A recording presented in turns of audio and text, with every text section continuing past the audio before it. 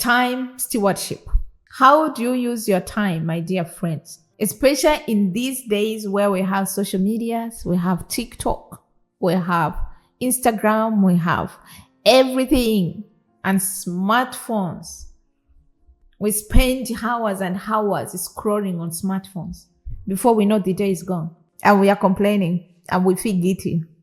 Where did the time go? Oh, we spend it on TikTok. God is really looking into everything that we do. This life is just not ours. We are here for a reason.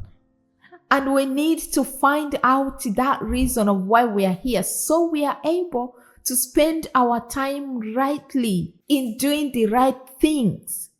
Even when you're on social medias, make sure you are looking for something that adds something to you. Not just spending your time and taking off and giving out things, and at the end of the day, you are empty.